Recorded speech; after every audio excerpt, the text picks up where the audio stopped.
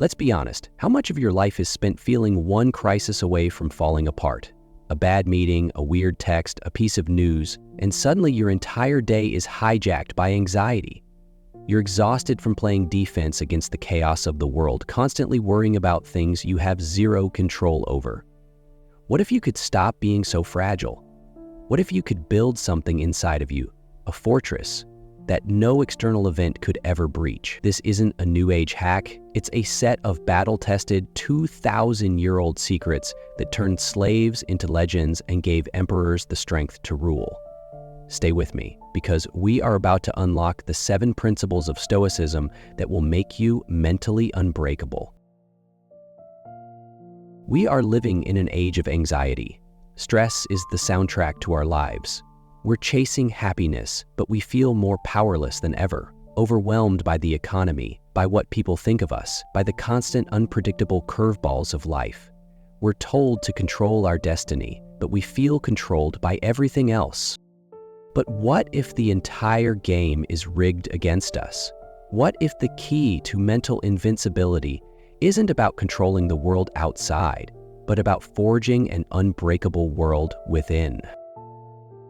This is the promise of Stoicism, an ancient philosophy that feels like it was designed for this exact moment in history. This isn't some dusty academic theory, it's a practical, real-world operating system for your mind when everything is on fire. The Stoics, people like the Roman Emperor Marcus Aurelius, the advisor Seneca, and the former slave-turned-legendary teacher Epictetus, weren't just thinkers, they were doers. They lived through plagues, war, political exile, and unimaginable pressure.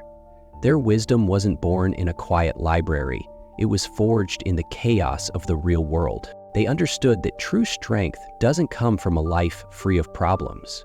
It comes from building an inner citadel so strong that it can withstand any problem. In this video, we're going on a journey. We will climb step by step through the 7 core secrets of Stoicism. Each one builds on the last, taking you from a state of fragile reactivity to one of profound, unbreakable strength. This isn't just philosophy. This is your blueprint for becoming mentally invincible. Our journey begins with the absolute foundation, the one principle that, once you get it, will immediately plug the biggest drain on your mental energy. It's called the Dichotomy of Control. Here's the problem it solves. Your mind is a battlefield of worry. A presentation, what your boss thinks, a weird look from your partner, the state of the world. This constant anxiety is the sound of your energy bleeding out. It comes from one fatal mistake. We treat things we can't control as if we can. The Stoic philosopher Epictetus, born a slave, began his life with nothing.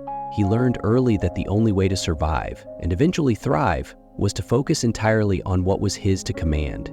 He taught that some things are up to us, and some are not. What's up to us? Our choices, our judgments, our effort, our character, our inner world. Everything else, it's outside our control. Our reputation, our wealth, what other people do, even the final outcome of our best efforts. Let that sink in.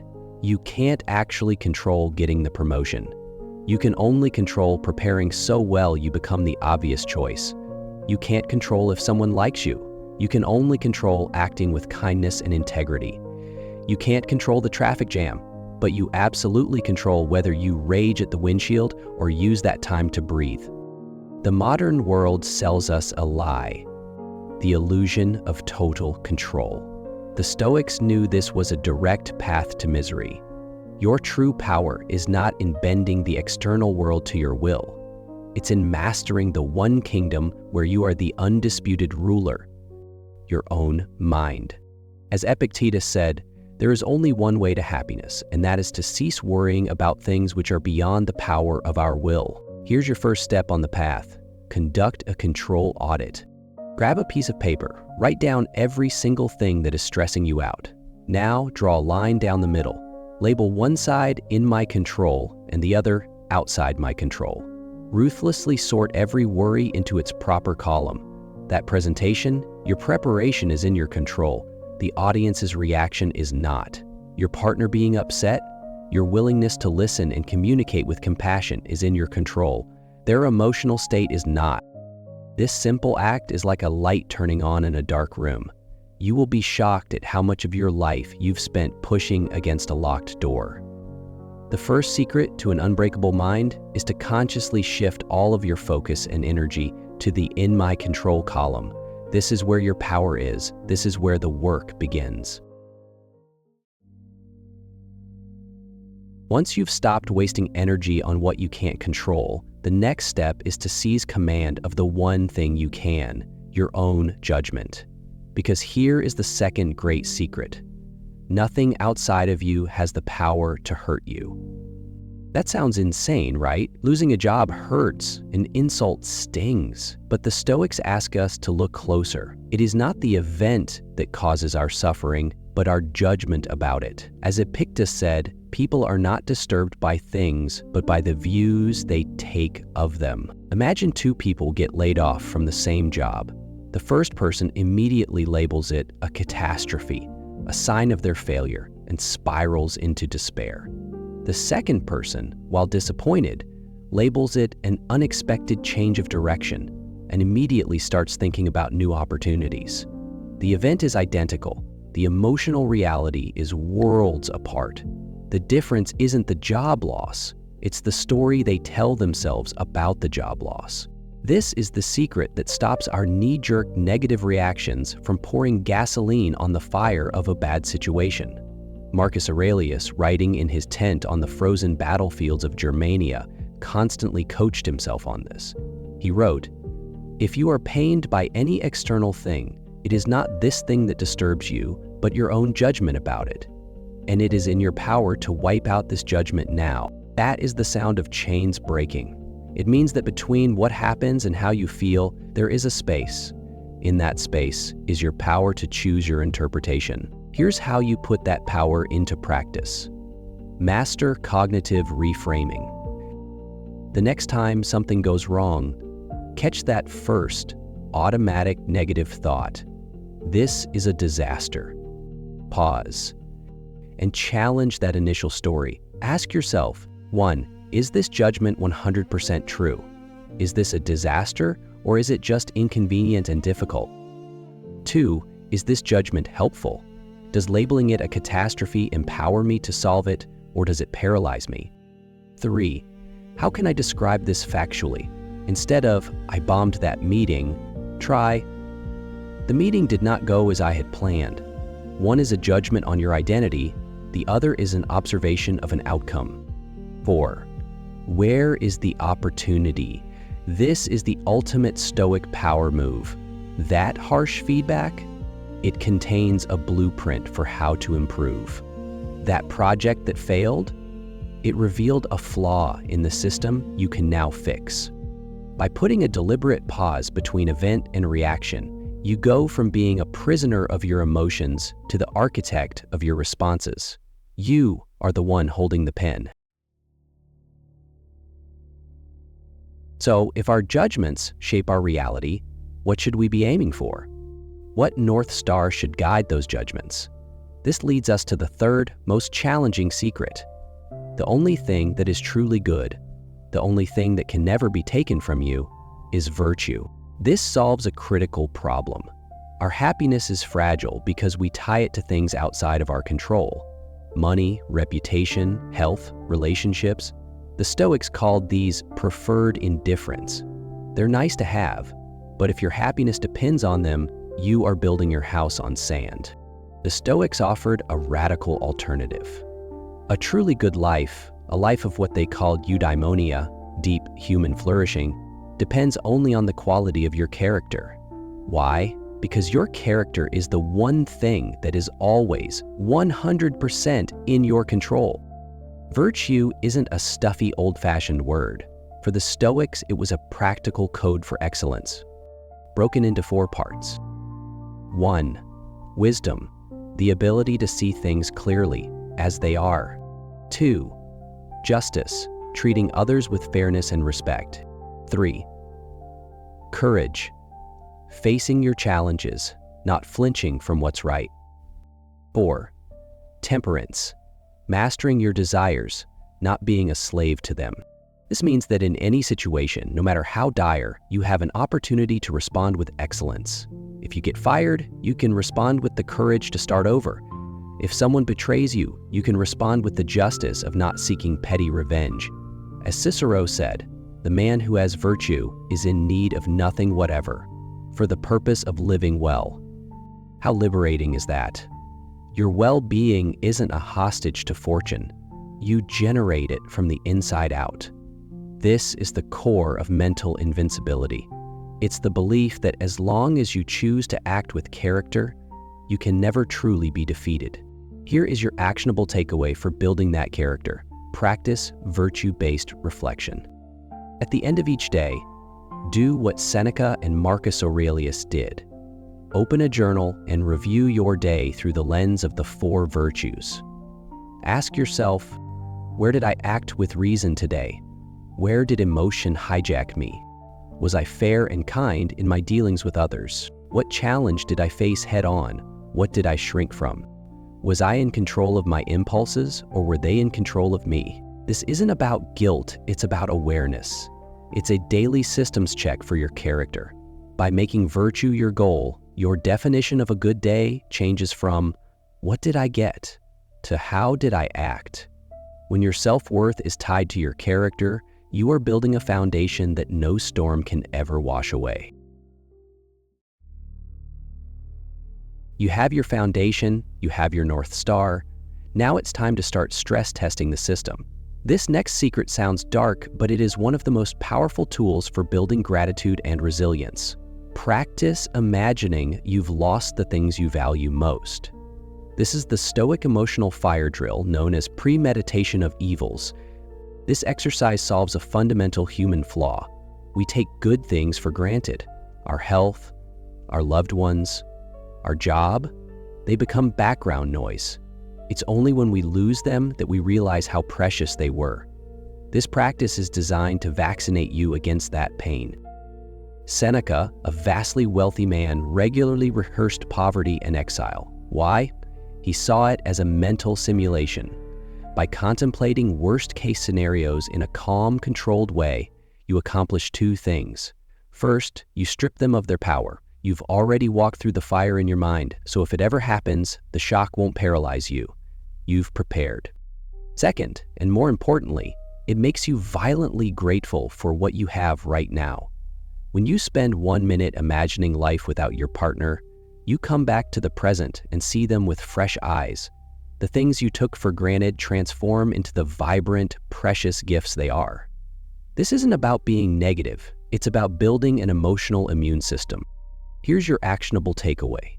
Schedule a 5-minute misfortune practice. Once a week, take 5 minutes. 1. Pick something you value, your job, your health, or relationship. 2. Calmly imagine it's gone. Don't panic, just logically walk through it. What would you do? How would you cope? You'd rely on friends, you'd adapt, you'd find your strength. 3. Realize you would survive. As Marcus Aurelius said, nothing befalls any man which he is not fitted to endure. You are more resilient than you think. 4. Return to the present moment. Open your eyes and feel that wave of profound relief and gratitude. The loss hasn't happened. The gift is still here. This practice robs misfortune of its shock value and fills your present life with a powerful, deep appreciation. It builds a mind that is both tough and joyful. After preparing for the worst, we now climb to the next level of Stoic power. What if you didn't just accept what happened to you, but you loved it? What if every single event in your life, the good, the bad, the brutal, was something you chose to embrace as essential? This is the heart of our 5th secret, a love of one's fate. This idea attacks our biggest source of misery, fighting with reality. This shouldn't be happening. If only I'd done that differently. It's not fair. This is a war against what is, a war you will never win, and it drains you of all your strength. Amor Fati is the move from defense to offense. It's more than acceptance. It's an enthusiastic embrace. The philosopher Friedrich Nietzsche called it his formula for greatness, saying one must not merely bear what is necessary, but love it. The Stoics saw the universe as an interconnected whole. Every setback, every failure, every heartbreak was a necessary ingredient that forged you into the person you are today. Without them, you wouldn't have the wisdom or strength you possess right now. Marcus Aurelius used a powerful metaphor, a blazing fire.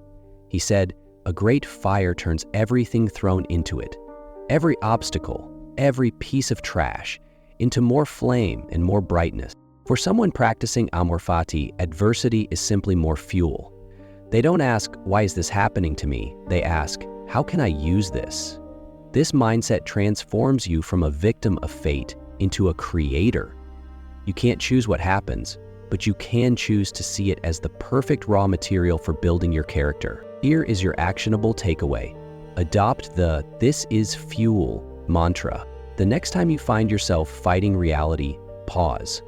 Say to yourself out loud if you have to, "This is my path. This is fuel." A project fails? This is my path. This is fuel for my wisdom. Someone is difficult? This is my path. This is fuel for my patience. Thinking of a past regret? That was my path. That was necessary fuel to get me here. This isn't about pretending pain isn't painful. It's a conscious decision to stop the war with reality. It's the ultimate declaration of power. Whatever you throw at me, I will use it to burn brighter. Loving your fate is a powerful idea, but how do you build the raw grit to actually do it when life gets truly hard? This brings us to our sixth secret, the physical training for your mind. Intentionally practice voluntary discomfort. Our world is a temple of comfort.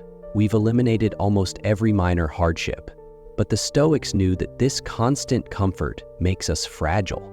By never testing our limits, we become terrified of hardship itself. This practice solves that problem. Seneca, one of Rome's wealthiest men, would regularly sleep on the floor, eat stale bread, and wear his worst clothes for days at a time. He wasn't playing a game, he was hardening his mind. He would ask himself, "Is this the condition that I so feared?" By choosing a small dose of hardship, he did three things. He vaccinated himself against the fear of loss, he built the mental muscle of self-discipline, and he cultivated intense gratitude. After 3 days of plain food, a normal meal is a feast. Voluntary discomfort is the gym for your resilience. Lifting weights creates micro tears in your muscles so they grow back stronger. Choosing small, controlled stressors does the same thing for your mind. It prepares you for real, involuntary hardship because you've proven to yourself over and over that you can handle being uncomfortable. Here is your actionable takeaway. Schedule a discomfort challenge. Start small. Once a week, intentionally and safely choose the harder path. Take a cold shower, even for 30 seconds. It's a primal shock to the system that teaches your mind to obey your will, not your whining impulse for comfort. Fast for a short period. Skip a meal.